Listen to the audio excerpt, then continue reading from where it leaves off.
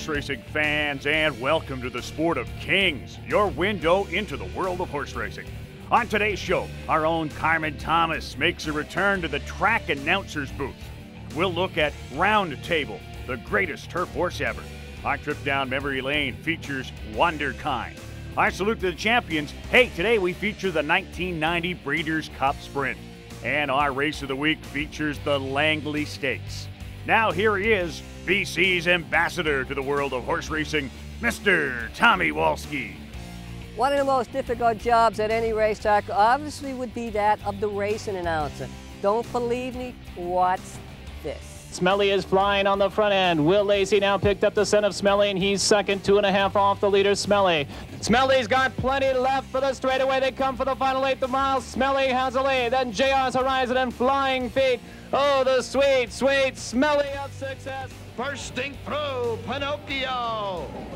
Pinocchio puts that nose in front. Then there's a gap of 3 to Dola Hika Makarakadola, and then it's Dika Haka Makarakadola, and the trailer is Dola Rola Rola Rakadaka Molahola. Keeping that in mind, we hope you enjoyed those little clips. Last season, our Carmen Thomas decided she would take a chance and call a race and went up to visit local track announcer Dan Jukic. This is what happened last year.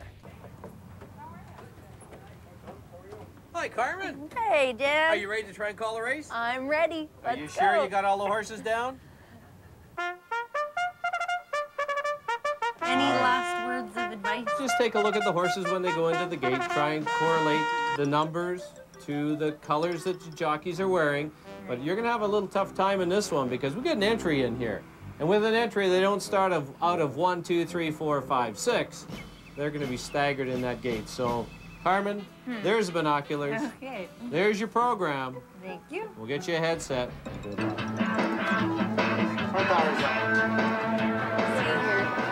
Okay, they're in the starting gate.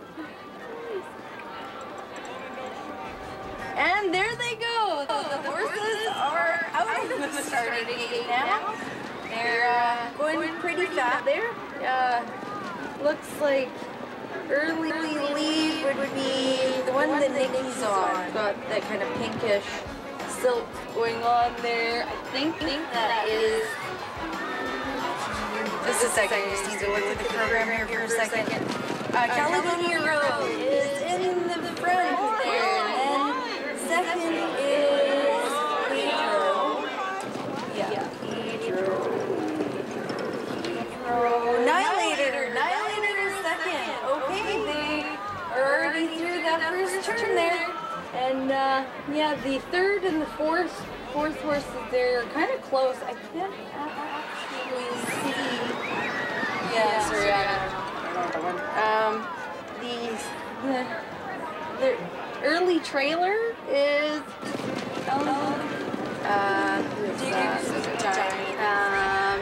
okay, that's Lord Samurai. Okay, the race is over. Good job, Lord Samurai. Woo!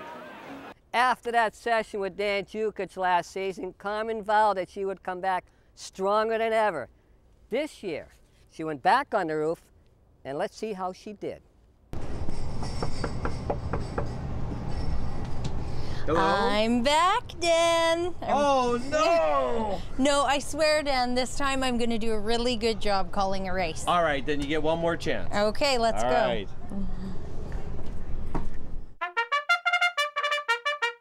They're loading for the first race at Hastings Racecourse. This is 6.5 furlongs for 3-year-old fillies. It's a 6-horse field. And they're at the post. There they go. Joe Leather quick at the break. Free Society drives up on the outside to challenge. Kate Kativa in third, angling towards the inside, Miss Nosy Rosie, followed by Mucha Muchacha and Magnetically. Under the line for the first time, it's Joe Leather showing the way by 3/4 of a length. On the outside, Free Society second by a length and a corner. Miss Nosy Rosie and Kate Kativa together, a length and a half back now, Mucha Muchacha and Magnetically. Went through the opening quarter in 22-1. As they turn towards the back stretch quickly, Joe Leather has opened up to a 4-length lead. Free Society now being passed by Kate Kativa, and to her inside Miss Nosy Rosie. followed by Magnetically and Mucha Muchacha. They've passed the 5/16 marker, the half in 45 and 4. And Joe Leather now by 2. It's Kay Kativa in second. Miss Nosy Rosie, Magnetically, Mucha Muchacha still got about 6 to make up, and Free Society. As they get set to turn for home, it's Joe Leather by a length and a half. Kay Kativa, Magnetically, and Mucha Muchacha on the extreme outside. Miss Nosy Rosie at the rail. Joe Leather is driving, Kay Kativa, and here's Mucha Muchacha going right on by. It'll be Mucha Muchacha to score, Kay Kativa second, tight boat over third, Magnetically, and at the rail, Joe Leather. Today in our memory lane portion of the program, we're traveling back in time quite a few years. We're taking you out I-5 to Washington State. You're going to be at the old Long Acres Racetrack near Seattle. The horse you'll be watching will be Wonderkind, trained by Dave Forster. The race is the British Columbia Handicap once again. 1983. After the race, we'll get you caught up with what has happened to Wonderkind. Memory Lane is brought to you by the Sport of Kings website, your window into the internet world of horse racing. There, out of the turn into the stretch, Musical Boy has the lead, Wonderkind in second. Kai Alta is third, Lord Advocate is fourth, then it is Native Chic. And down the stretch, Wonderkind and Musical Boy. Now those two are neck and neck. Wonderkind on the outside and Musical Boy. It's Wonderkind. Wonderkind was a really good racehorse, Tom. Very, very good racehorse. Probably the best I've ever had. Wonderkind died about 6 years ago, 7 years ago. Died of throat cancer, believe it or not. He was, I think, 17 or 18 years old. One of the smartest and kindest horses I've ever run. Don't go away. The Sport of Kings. We'll be right back.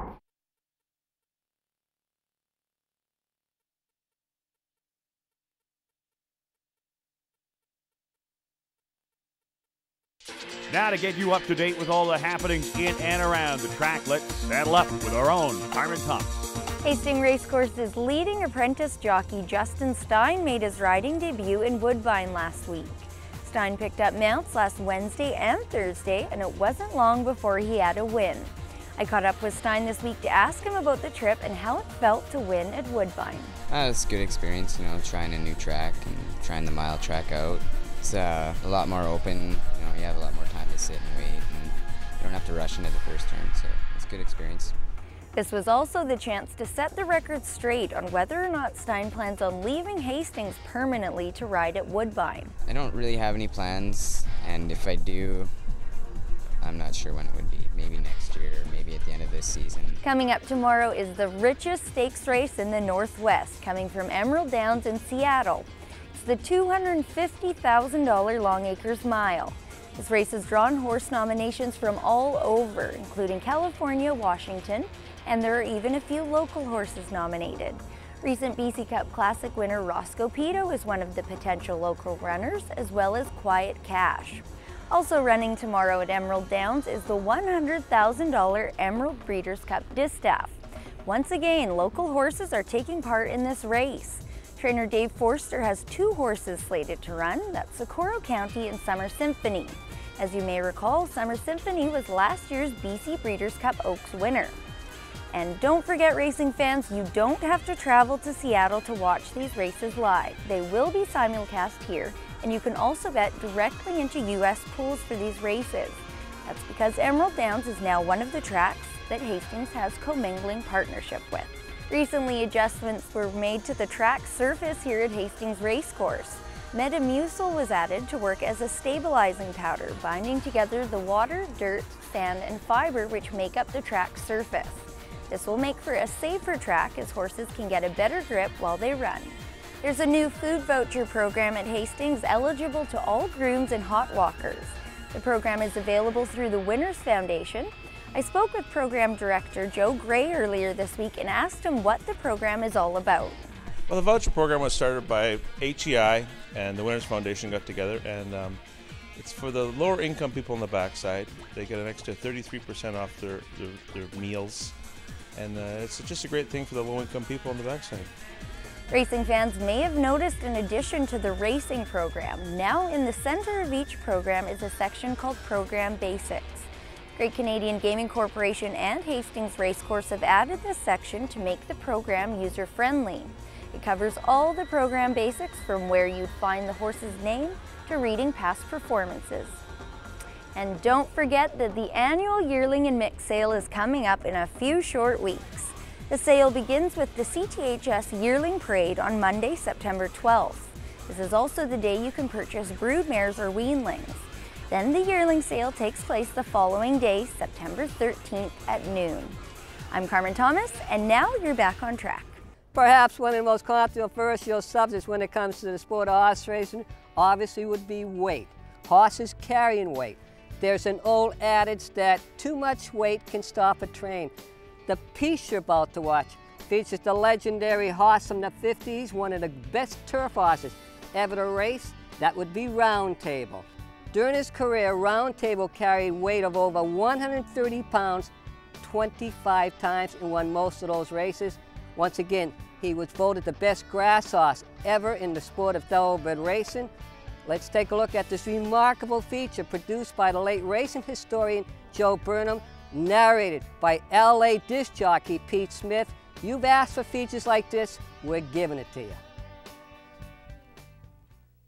Probably one of the soundest, toughest colts in history, Round Table had a complete symmetry and absolute lack of blemish. He raced in the colors of Travis Kerr, running at 10 different tracks at age 3 alone. He had been purchased at 3 from A.B. Hancock of Claiborne Farm in Kentucky, where Round Table was foaled, being by Prince Quillo from Knight's Daughter. After a very successful year at 3, Round Table carried top weight of 130 pounds in the next year's Santa Anita Handicap. By 3 lengths and Porterhouse into the stretch. It's Round Table by a head. Terang is second, driving hard. And Janine is third. Porterhouse is fourth. There's Round Table driving hard. And Terang. It's Round Table and Terang. Round Table in front by 3/4 of a length and coming away.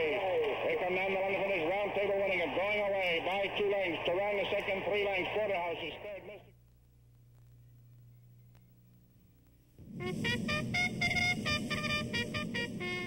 Moving across town to Hollywood Park, Round Table, number 3, with his regular rider, Bill Shoemaker up, was assigned 132 pounds in the Argonaut Handicap. So incensed was owner Kerr at this heavy impose so early in the season that, although Round Table was allowed to run this day, he never again competed at Hollywood Park. He was meeting tough, seasoned horses over a track which favored speed, and this race indicates how weight can affect even a great thoroughbred. They're off and running. At the start, it's Shawneen breaking. Going past the stands the first time, it is apparent that Shoemaker is content to play the waiting game. He notes that How Now, Shawneen, and Terang all are showing early speed and setting a fast pace. He lets them go and settles for 5th. If Shoe forces Round Table at this point, he will lose precious ground going wide around the turn. Round Table is 5th by a length and 5th. Showing extreme confidence in his mount, Shoemaker holds Round Table in 5th position going down the backstretch. He's saving him at every pole, knowing that with 132 pounds up, he cannot ask for more than one big run from his horse.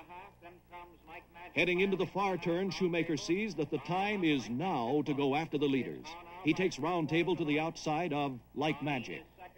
Then, still saving ground, he moves past Terang on the inside. By a length and a half. Terang is next and Round Table. He must now decide whether to go inside of the 2 leaders or play it safe and go around them for the drive. How Now shows he still has plenty of run and won't give up that rail. So Shoemaker heads Round Table to the outside and starts his final drive for home. And now it's Round Table and How Now. They're coming down to the wire. Round Table and How Now holding on gamely. It's going to be close. And we will call it Round Table winning it by a nose. He won, but just barely. Round Table was the best grass horse of his time, and maybe of all time. Horse of the Year in 1958, he was grass champion 3 years in a row.